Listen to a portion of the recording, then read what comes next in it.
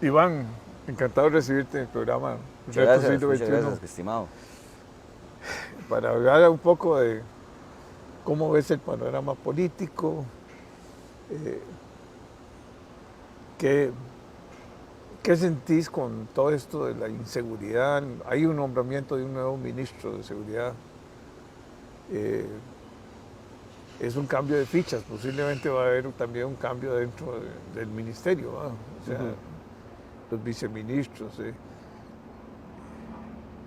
¿Cómo sentís el movimiento tan grande que ha tenido el gabinete este primer año? Claro, todos los gabinetes han tenido, Sí, pero eso no deja de causar un cierto inestabilidad, pongámoslo así. Eh, yo creo que este segundo año va a ser de negociación. Yo creo que eh, no podemos seguir creyendo que es fácil negociar y gobernar este país. Ahí está la cuarta, hay una asamblea legislativa y todos son, hay una Corte Suprema de Justicia y todo hay que respetarlo. Además todo tiene trámites y todo tiene leyes y es un país muy difícil de gobernar. Hay mucha yo creo que eso también es por la estructura que es el Congreso. ¿Ah? El Congreso está lleno de abogados y de politólogos, pero no hay sí, ingenierías ahí. ¿Ah? sí. Bueno, hablemos un poco de... A ver, bueno, muchas gracias por la oportunidad. Muchas saludos a los que nos ven, nos escuchan. Es el primer año y es un año interesante porque podríamos decir que la verdadera evaluación de la administración o del gobierno de Rodrigo Chávez Robles empieza en este momento. Hay que recordar que el presidente que viene una campaña que no tiene un proyecto político, porque la génesis de todo su campaña, su postulación, no está sustentada sobre un proyecto político. Creo que lo habíamos hablado la última vez que estuvimos acá, que prácticamente él se monta en lo que llamamos un partido taxi. Mucho de su tiempo lo invierte en defenderse de todos los ataques que sufrió al inicio de campaña por el tema de las denuncias de acoso sexual y opta por una línea discursiva que es la que le es exitosa, de demostrarse como el hombre fuerte que viene a poner orden y que viene a sacar del juego toda la a corrupción. los mismos de siempre.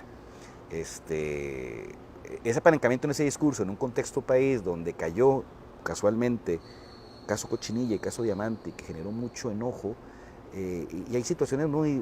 Usted puede analizar diferentes campañas de Latinoamérica y hay situaciones muy similares.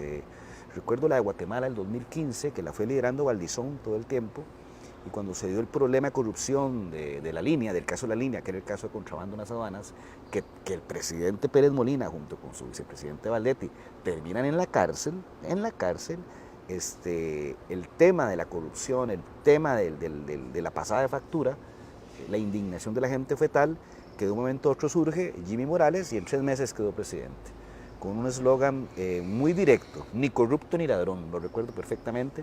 Yo estuve en esa campaña con Valdizón precisamente, se lideró todo el proceso y a última hora fuera. Porque cuando la psiquis del colectivo entra en esos estados de ira, de esos estados de irracionalidad, estos discursos confrontativos son como cuchillo en la mantequilla, ¿verdad? Entonces un poco esa es la génesis del triunfo de esta campaña y en la segunda vuelta no es un triunfo del presidente Chávez, sino es un voto contra José María Figueres, por toda la connotación que hay alrededor de José María.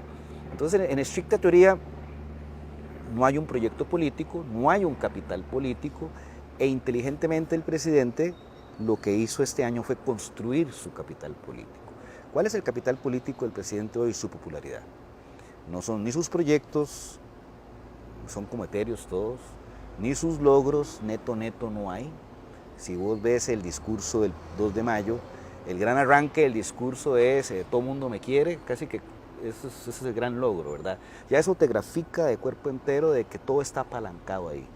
Yo le llamo el valor del activo, como si esto fuera un negocio. Ese es el activo que genera ingreso, la popularidad presidencial, Pero es una jugada inteligente porque si no tenés proyecto político, venís de un partido pequeño con el cual estás peleado, hay estructuras diferentes, la estructura o el grupo que se construye alrededor del presidente en campaña, su club de amigos y el partido. Tanto así que en diferentes ocasiones ha sido muy obvio que hay encontronazos, que no hay sincronización.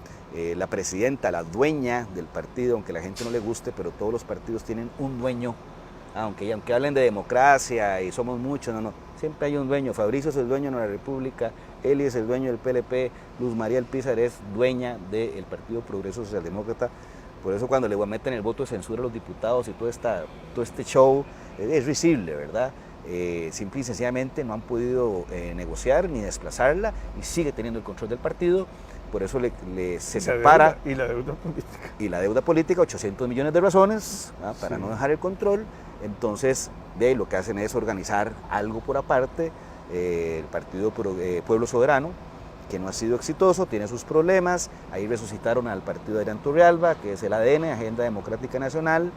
Pero eso te demuestra realmente que no hay proyecto político, o sea, que no hay un tema político tal cual lo conocemos, pero muy hábilmente, exitosamente, el presidente, alrededor de su figura, ha logrado construir este capital basado en su imagen, en su popularidad y en algo muy importante y que creo que es lo que vuelve loco a las élites de este país, que es su capacidad de conectar con la gente. Pero es una capacidad de conexión sustentada en una capacidad natural, es que ni siquiera es fingida, de ser un mae de la calle. Su forma de hablar, sus expresiones, esta forma a veces que la gente ve grotesca y casi pachuca, es muy natural y es de muy buen recibo en el mundo popular, porque el mundo popular se maneja bajo esos códigos, ¿verdad? Una cosa es cómo se manejan las cosas en la élite, económica, educada, ¿verdad? Con el manual de protocolo y buenas costumbres siempre a la mano, y otra cosa es cómo se maneje en el 80% de la población, especialmente así en las grandes barriadas, ¿verdad? Cuando usted va a lugares como Los Guidos, a La Abuelita, Atillo, Purral, y eso te lo digo como conocimiento de causa porque yo viví en Barrio México, en Atillo 8 y viví en Purral. O sea, yo soy del proyecto Curú, que fue el último proyecto del INMU, de casa para clase media, y me acuerdo que fue la casa número 10 que llegamos, era como la isla de los hombres solos, aquella cuestión. Imagínate, yo con 14 años, era como una tortura, y crecí ahí, hasta tenemos un chat de Curú 80 se llama. Entonces uno entiende y uno esa psiquis, esa forma, esa idiosincrasia, esa cultura la entiende perfectamente, y sí hay un choque cultural muy fuerte y que se ha visto muy acrecentado por el problema de desigualdad que se ha generado en este país, casi ya llegando a segregación entre esos universos paralelos. O sea, el mundo que se vive en esta zona, que esta zona de Santana, Escazú, Colón, podría tener unos $30,000 PIB per cápita, es un mundo totalmente distinto al mundo Atillo, a La Abuelita, Colonia Kennedy, que debe tener unos $500, $600 PIB per cápita. O sea, ya usted Costa Rica lo empieza a ver con síntomas de segregación, y si eso alguien no hace algo, la diferencia entre nosotros, México, Colombia o Brasil, va a ser igual a cero, y eso es peligrosísimo. Entonces el presidente entiende muy bien esa dinámica, entonces toda su retórica, toda su dialéctica gira alrededor de darle maná a la gradería de Sol, porque él ya entendió que este hombre fuerte, este hombre imponente, este hombre de choque, que a la élite le puede parecer grotesco, en el mundo popular es de recibo. Pero ahí es donde entra algo muy interesante. Yo tengo un refrán que dice: lo que te construye te destruye. O sea, lo que te hace fuerte, lo que te genera rédito, también es lo que te genera problemas, porque implica un desgaste. Y en el caso, por eso digo que este es el primer año real de evaluación, en el caso del presidente tiene 3 problemas. Él, punto. No hay vocerías fuertes ni autorizadas. El hombre es el hombre orquesta, es el ministro de la presidencia, es ministro de comunicación, es ministro de Hacienda, es vocero, es rescatista, es todo. Eso genera sobreexposición. Evidentemente es una sobreexposición que renta, porque él tiene conexión, pero desgasta precisamente por ese estilo de choque. Y neto no ha tenido logros porque, y lo tocaste ahora, no ha sido hábil en construir los puentes correctos en una asamblea donde tiene minoría y donde depende de otras fracciones. Aquí hay un tema súper interesante porque lejos de construir puentes, lo que ha querido es como instalar el mito urbano de que es que la asamblea no lo deja gobernar y que este país es difícil de gobernar. Eso no es así. El arte de gobernar precisamente viene en el arte de hacer posible lo imposible. Claro. Digamos, yo que viví mucho tiempo en Chile, lo vi mucho seguimiento y sigo muy involucrado. Cuando vos ves que en Chile se acaba de aprobar, en un país donde el Congreso es de la derecha y la derecha chilena es de verdad, se acaba de aprobar la reducción de jornada laboral de 45 a 40 horas. Dice, pero ¿cómo en un Congreso de derecha, un gobierno de izquierda con minoría, logra aprobar algo que en el mundo empresarial, en el mundo de la derecha rancia ortodoxa chilena, pinochetista, eso es como palabra prohibida, de reducir de 45 a 40 horas? Y lo hicieron bien, en un plazo de 4 años o 5 años, van reduciendo 1 hora por año, de todo un tema. Pero cuando usted se pone a ver, la reforma tributaria está stand-by analizándose. Entonces usted entiende, aquí lo que hicieron fue un canje. Esa reforma tributaria, como me la querés pasar, no. Con estos cambios, y si lo haces, entonces yo te apruebo la reducción de la jornada laboral, que en la matemática y en la aritmética que hicieron, dijeron los costos de aprobar esta cuestión de la reducción de la jornada laboral a 5 años plazo, en términos de pérdida, es mucho menor que si la aprobamos esta reforma tributaria tal cual como viene. Pero ahí usted ve que entonces hay una negociación, hay una discusión, hay un acuerdo posiblemente entre 4 paredes, sí, la política se hace entre 4 paredes, ¿cuál es el problema? No todo el mundo está preparado o va a recibir bien la información y las cosas y los trueques que ahí se logren. Esa es la política ayer, hoy, mañana y siempre, y quien la quiera cambiar pues está queriendo alterar las leyes de la física y eso no pasa. Entonces ahí ves que hay una capacidad de negociación de win-win situation que llaman, yo cedo, tú cedes, cosa que aquí no estamos viendo. Aquí todo es un poco, ese concepto se ha ido perdiendo y aquí también ha pasado algo que es lo que yo llamo la forma pesetera de ver las cosas, donde entonces ya si hay muchas platas de por medio, aquí hay un problema, si nos ven hablando, qué problema, qué ir a la prensa, o sea, empiezan a entrar ciertos elementos superficiales que no aportan nada a la discusión de fondo, que se toman la agenda. Entonces, volviendo al tema del año presidencial, un año marcado por una construcción de capital político basado en la popularidad del personaje. Ese personaje entiende que él es el hombre orquesta, entonces se lo toma a pecho y va con todo al frente. Eso le ha generado su popularidad, pero le ha generado su desgaste. Y el tercero es una, yo no voy a decir la palabra incapacidad, pero no hay una voluntad de construir puentes y de sentarse a negociar, porque ahí sí hay que reconocer que el presidente ha sido fiel a su libreto y fiel a lo que su público objetivo quiere. Si su público objetivo, que es una clase en su mayoría, es una clase media venida menos, una clase media deteriorada, le está aplaudiendo, que no se siente con los mismos de siempre, que no se siente con esos grupos de facto que en la mente de ese colectivo ordeñaron la teta todos estos años y por culpa de ellos es que estamos mal, un poco él juega con esa dialéctica, está siendo fiel a ese libreto. Porque el día que se siente a negociar con esos mismos de siempre, defrauda a su público y puede empezar a perder rating y el señor presidente le da mucha importancia al rating, demasiada a mi gusto, creo que se rige más por el egómetro y el índice de popularidad que por el bienestar del país.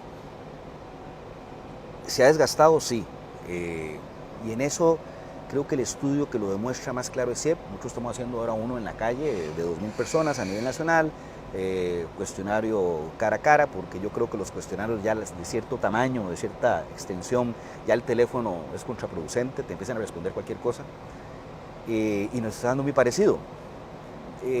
Digamos que sí, los primeros 3 meses, que precisamente la teoría de los primeros 90 días que aplica para organizaciones, empresas, personas, dice que en los primeros 90 días usted construye su cuenta corriente, usted construye su imagen, como la gente lo percibe. En esos primeros 3 meses, Rodrigo Chávez construyó su activo, y que es ese famoso 80% de aprobación. Y sí, estaba con 80% de aprobación y como con 9% de desaprobación, te daba un saldo 71%. Pero ese saldo 71 se ha ido reduciendo y hoy por hoy el saldo es 44. ¿Por qué? No porque lo haga mal o lo haga bien. Su estilo y la línea y la ruta que escogió desgasta. Desgasta y hace que mucha gente que en los primeros 3 meses le parecía ese comportamiento y esa actitud, hoy por hoy no lo apruebe tanto porque hay gente que le empieza a dar importancia a otras cosas. Y ahí hay que entender algo. Esto no es Honduras, no estoy siendo peyorativo, he vivido en esos países. Esto no es Honduras, esto no es Guatemala, esto no es México. Aquí todavía hay un gran grueso de la población, ni El Salvador, hay un gran grueso de la población con una educación de calidad, que es la herencia, cosa que se está destruyendo y que este gobierno parece estarla destruyendo más. Cuando usted ve esas barbaridades de la Fundación Omar Dengo, llega a esa conclusión. El sistema público de educación de calidad era capaz de generar en el mercado una masa, un mundo, un recurso humano en educación muy bueno en promedio. Y que son las razones por las cuales muchas empresas se instalan en este país, que a pesar de ser un país muy caro, en términos de costo de energía, en términos de costo de vida, en términos de traumatología, habían 2 ventajas competitivas que siempre hemos ofrecido, que es calidad del recurso humano, o sea, menos horas hombre para hacer cosas, y eso lo sé muy bien porque uno cuando es expatriado y trabaja en diferentes organizaciones y ha interactuado con sujetos de diferentes nacionalidades, uno entiende más o menos de esto que se está hablando. 2 ventajas competitivas, calidad del recurso humano y la seguridad del país. Y casualmente estamos perdiendo esas 2 ventajas competitivas. El sistema de educación público de calidad se ha deteriorado, entonces la educación de calidad en el promedio ha bajado. Posiblemente en el 5% de la población que es capaz de pagar de $500 para arriba de educación privada buena, eso no esté pasando, pero es el 5%. En el gran grueso se ha deteriorado. Y eso entonces lo que hace es que en promedio la masa laboral haya bajado su calidad, ¿cómo se llama?, de recurso humano. A eso nos vamos a enfrentar, pero digamos, todavía hay residuo muy fuerte de lo que fueron los procesos de educación de los 70, los 80 y todavía los 90. Yo soy un producto de eso. Yo me gradué de la Escuela República Argentina número 2 de Barrio México y del Liceo San José, Barrio México también, y mi universidad fue pública y me pasó una privada cuando yo entré a bretear y el horario no me daba y tenía que hacerlo. Pero los que somos producto de ese sistema de educación público de calidad, bueno, no tenemos ningún problema en competir con el mejor graduado del mejor colegio y de la mejor universidad de Estados Unidos, donde usted quiera, porque hay una educación buena. Entonces, ese nivel educativo que todavía permea en la calle genera una capacidad cognitiva, una capacidad de análisis que en promedio es muy superior. Yo te diría que tal vez solo Argentina y Uruguay, que tienen modelos muy similares a nuestro en ese sentido, podríamos estar hablando de que en promedio en la población se mantiene esa capacidad de analizar las cosas y de que no le metan cuento a uno, ¿verdad? Que llaman. Entonces, eso está pasando. Creo que ese 44-41 saldo positivo, que es un 60 prox de aprobación, digamos que quedémonos con aprobación y no hablemos de saldo, de 80 ya están 60, que sigue siendo un número muy bueno para un año 1, pero que casualmente me puse a explorar el CIEP para atrás y resulta que Oscar Arias tiene mejor número en el primer año de gestión. Y Luis Guillermo no andaba tan perdido. Lo que pasa es que son estilos no tan grandilocuentes, ¿verdad?, ni tan de show. Entonces, como que en la mente uno, y son ya mucho más atrás, y la memoria es corta, entonces como que no, eso no está ahí como claro, pero los datos no mienten.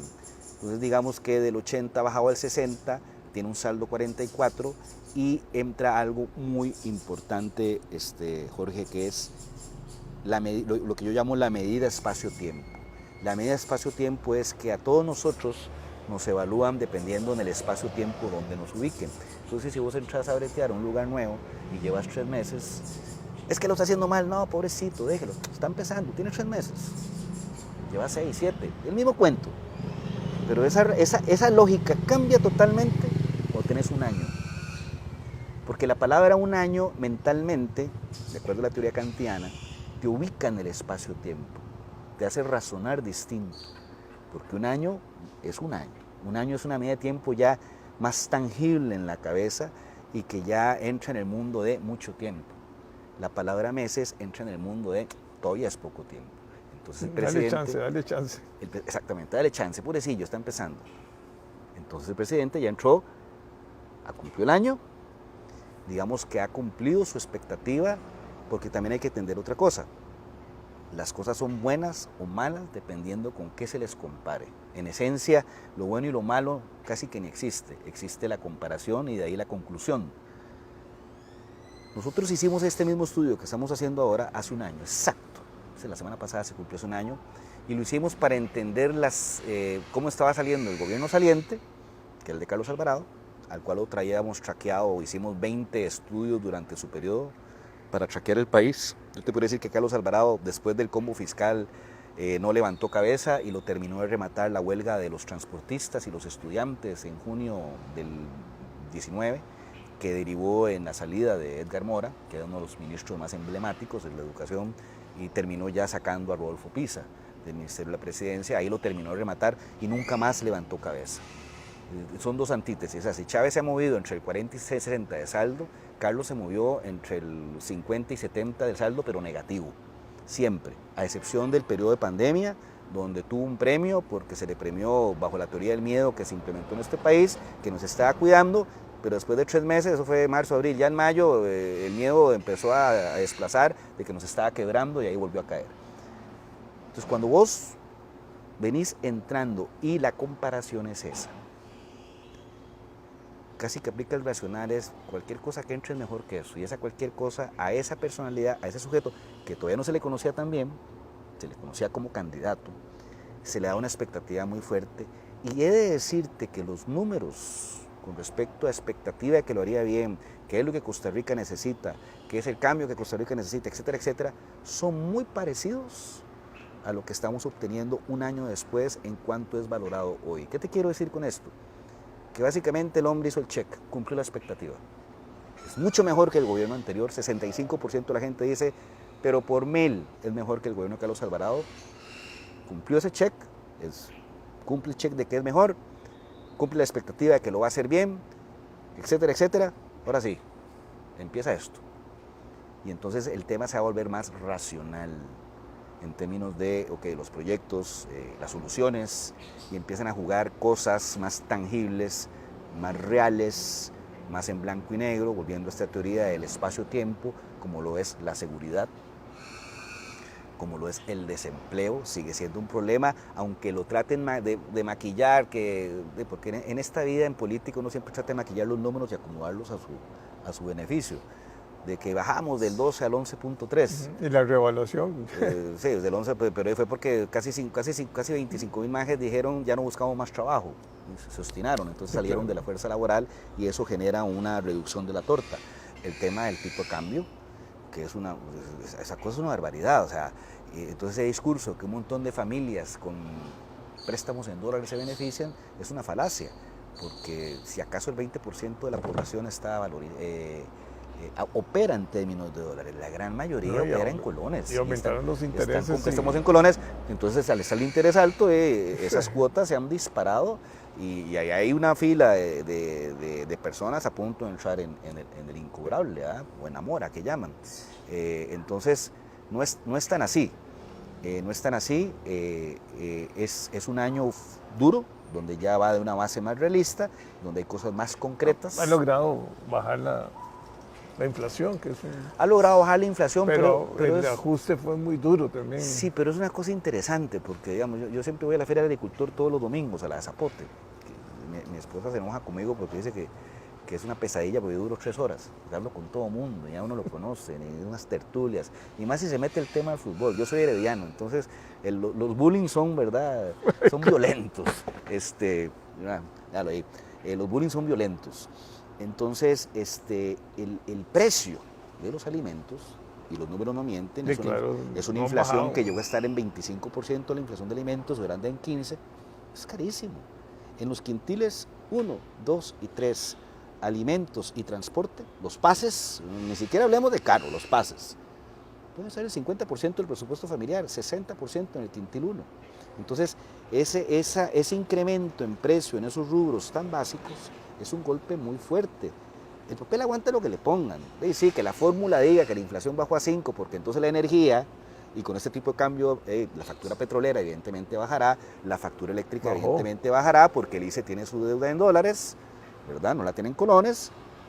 Entonces también eso de que el ICE es súper exitoso con los resultados, podríamos entrar ahí a escarbar para entender si es por un tema de recuperación de mercado, especialmente en el mundo de telecomunicaciones, o es un tema contable de ingeniería financiera, que vos que venís de ese mundo también, vos sabés que en contabilidad y finanzas uno puede hacer magia, ¿verdad? Pregunten a los gringos, o sea, uno puede hacer magia, ¿verdad? En ese tema.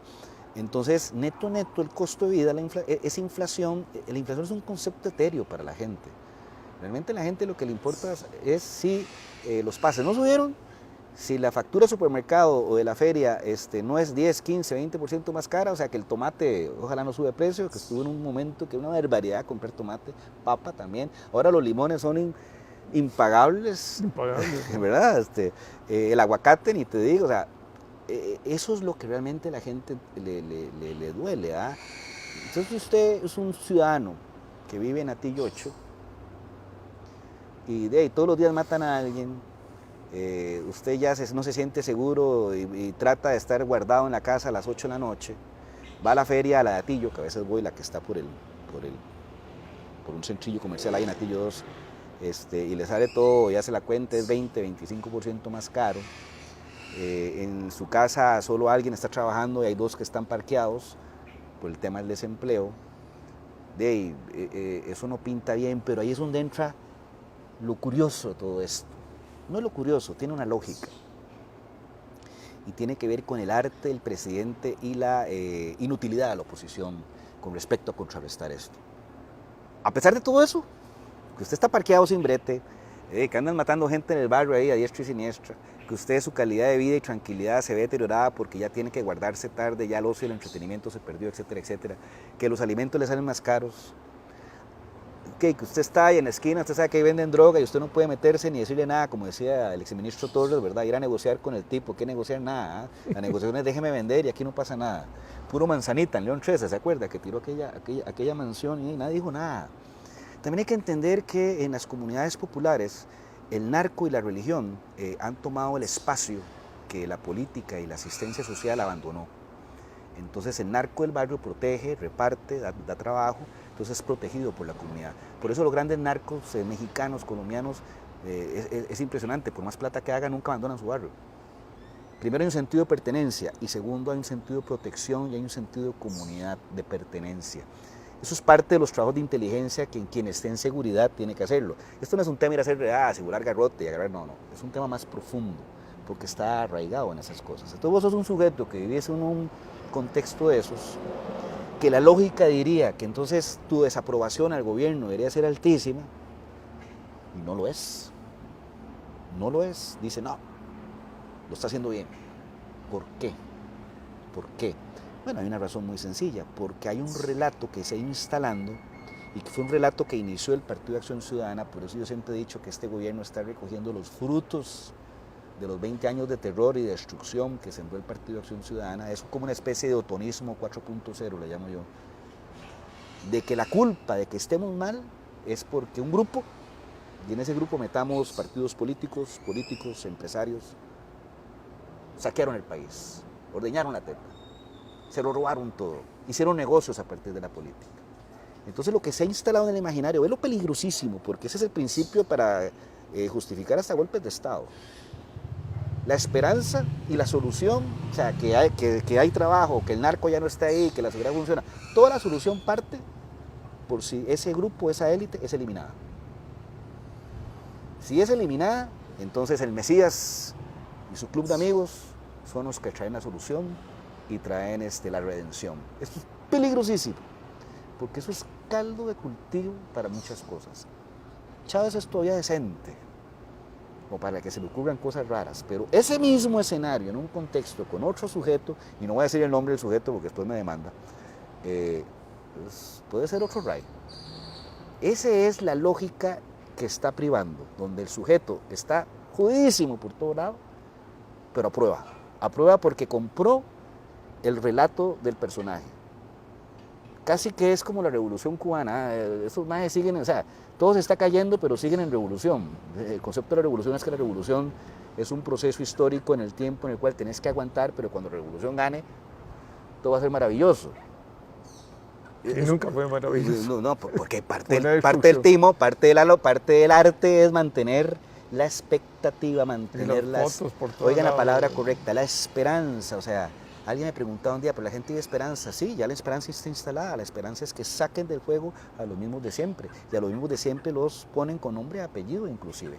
Es más, cuando usted ve la acción contra CINDE y la acción contra la Fundación Omar Dengo, técnicamente hablando son acciones absurdas, pero tienen una lógica que es reforzar ese relato.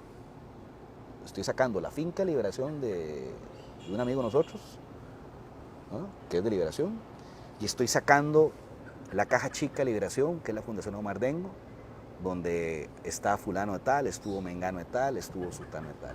Porque el presidente, por alguna razón histórica, tiene una fijación y obsesión contra el Partido de Liberación Nacional, que yo lo atribuyo a dos cosas. Uno, a un tema ahí, trauma del pasado, habría que investigar ahí un poco a ver qué es.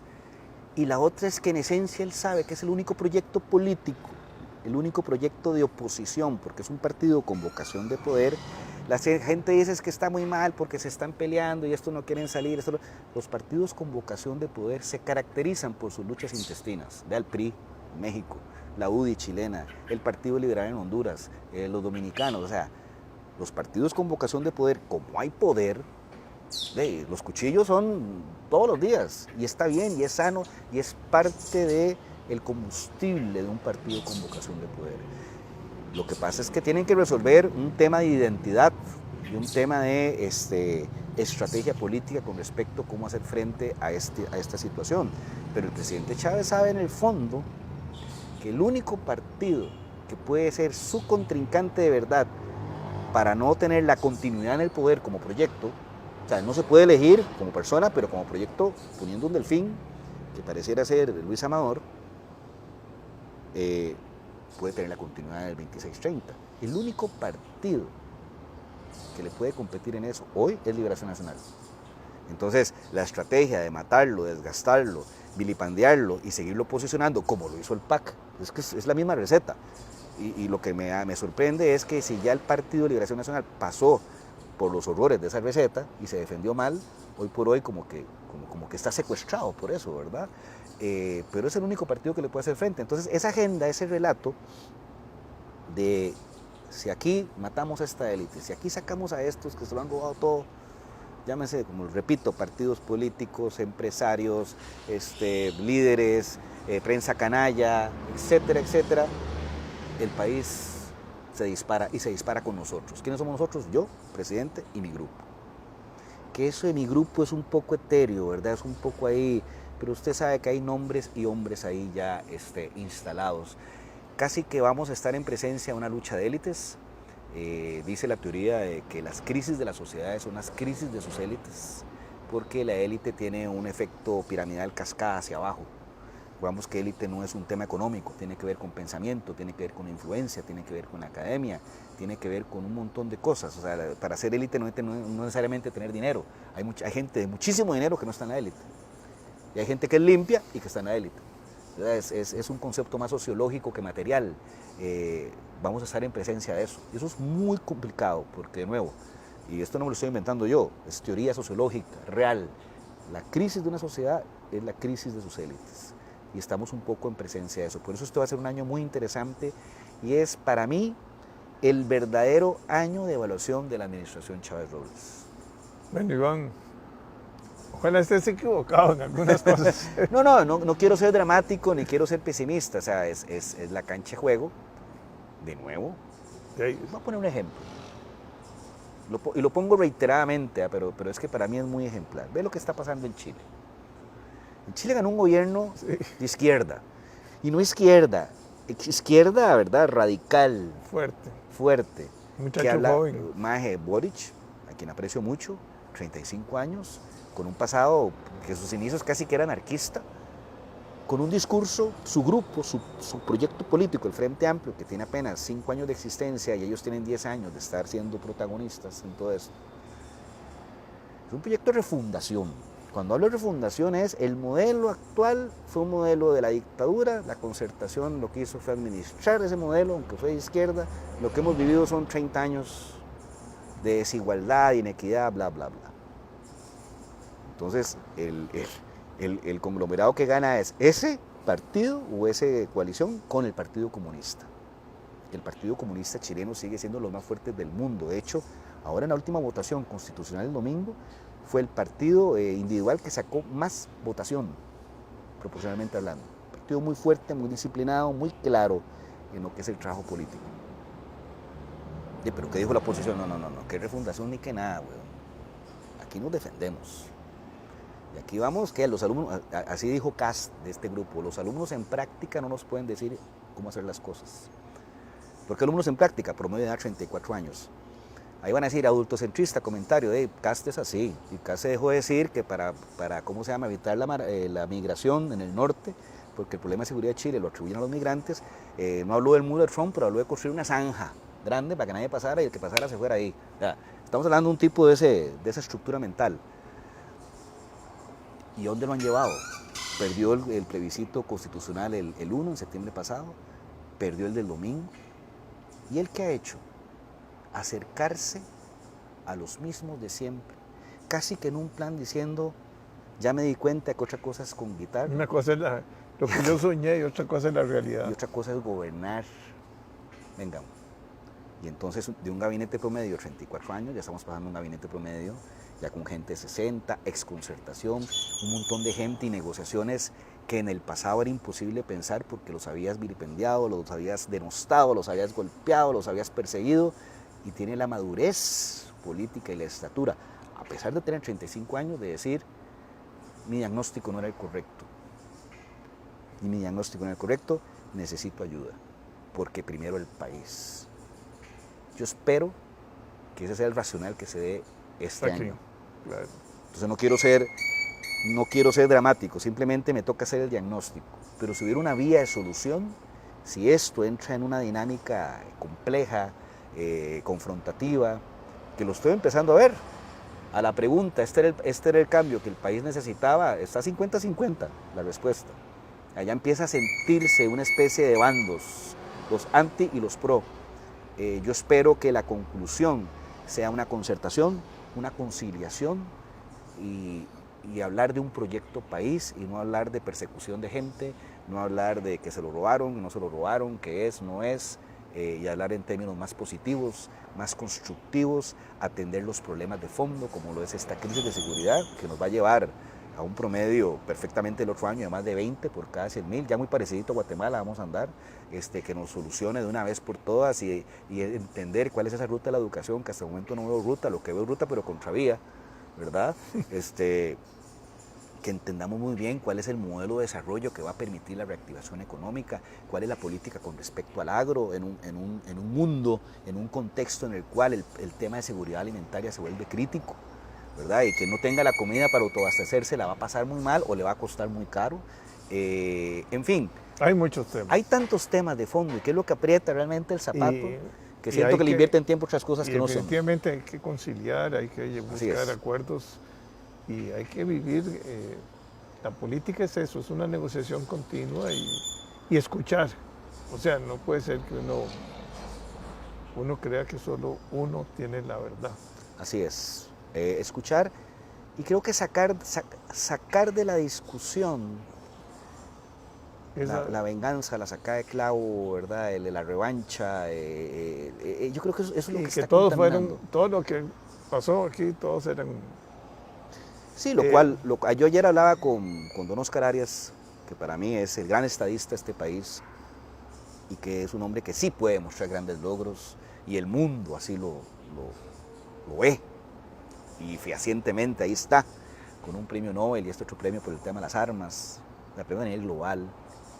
Y coincidíamos en que no se puede prescindir nunca la memoria histórica. Este país es lo que es hoy por los logros de la política de los últimos 50 años, más. Y que es un modelo de desarrollo, el Estado Social de Derecho, un Estado benefactor inclusive, que a los de derecha y a los libertarios les da claustrofobia y siempre andan golpeando, y ahí mi amigo Otto anda publicando los salarios de todo mundo y todo, que está bien, cada quien tiene que jugar su rol para que se logren los equilibrios. Eso es, nosotros somos producto de ese proceso histórico donde el Partido de Liberación Nacional tiene un protagonismo clave, donde las ideas socialcristianas son claves y donde el aporte del Partido Comunista es clave. Claro. O sea, creer que entonces no, es que la política del pasado, eso no sirve para nada, es realmente demostrar hasta cierto punto un grado de desconocimiento histórico, ¿verdad? Don Pepe, junto con el doctor Calderón y con Monseñor. Algo único a nivel global, Bueno, en aquellas épocas, y creo que todavía después de eso. Y después acaben el ejército, o sea, es decir, aquí no hay ejército. Exactamente, no hay ejército y un modelo de Estado Social de Derecho que permitió educación en la escuela en el lugar más incógnito del mundo, sí, con tasas de analfabetismo que eran de clase mundial, mortalidad infantil de clase mundial en términos de que es baja, electrificación, ¿verdad? Seguridad, el MOP que construía carreteras y no que anda ahí en negociaciones raras, en fin, una serie de cosas que permitieron que este país fuera grande y que el coeficiente Gini fuera de los más bajos del mundo y que nos vieran como igualiticos. Es más, los compas centroamericanos, uno decía, es que ustedes son muy igualados, ¿verdad? En ese concepto de que aquí estamos más revueltos versus países como Guate, Honduras, Salvador, donde la diferencia de clases es muy marcada y todo se mueve en la cúpula. Hay que preocuparse por eso. Hay que preocuparse porque no hay que tener dos dedos de frente para decir que perder todo ese mundo, toda esa ventaja competitiva, ¿verdad? Porque vivir aquí, invertir aquí, estar aquí, parte de la magia era todo eso. Dos dedos de frente dicen que cualquier proyecto debería ser reconstruir eso, no perderlo y darle el upgrade. Pero no, uno ve una discusión más bien casi que destructiva. Y yo creo que es ahí es donde todas las fuerzas políticas, económicas, sociales, tienen que confluir en un acuerdo y decir, no, suave, aquí no estamos haciendo todos el harakiri, e ir a un gran acuerdo nacional para definir, y aquí nadie está hablando cuál es la Costa Rica de cara a un mundo que avanza cada más rápido y con grandes retos como lo puede ser la inteligencia artificial, como lo puede ser esta crisis de alimentación que pueden irse y muchas otras cosas más. ¿Cuál es el proyecto país para los próximos 100 años? O 50, hablemos, porque ahora hablar de 100 puede parecer utópico. Nadie está hablando de eso. Nadie está hablando de eso. Estamos hablando de otras cosas que son más de pleito cantina. Esta carajada de Cinde es una cosa impresentable y otras cosas más. Pero ahí es donde está haciendo falta una voz, un liderazgo que de nuevo, allá afuera, gracias a que todavía tenemos un saldo muy positivo en términos de educación y capacidad de analizar las cosas, tiene llegada. Quien venga aquí a hablar en positivo, en constructivo, en reconstrucción, a tocar esa fibra, ese malinchismo que tenemos de que somos los mejores y tenemos que recuperarnos. Aquí a la gente le da claustrofobia, ¿eh? Cuando ve a los panameños mejor, etcétera. Bueno, te voy a invitar otro. Aquí nos podemos una telenovela. Podemos dar 3 horas, ¿verdad? Sí, pero muchas gracias. No, mi Iván, siempre es un honor. Y sos un buen analista político y sociólogo. Tenés un montón de ventajas ahí. Pero hay que unirnos. Así es, hay que unirnos. Es importante los acuerdos, es importante el diálogo, es importante no tener uno que yo soy la verdad, no. La verdad es cuando vos te sentás y negociás. Es una construcción. Y eso es la política, construir. Totalmente de acuerdo. Muchas gracias, Bueno, Jorge, muchas gracias. Encantado. Un placer.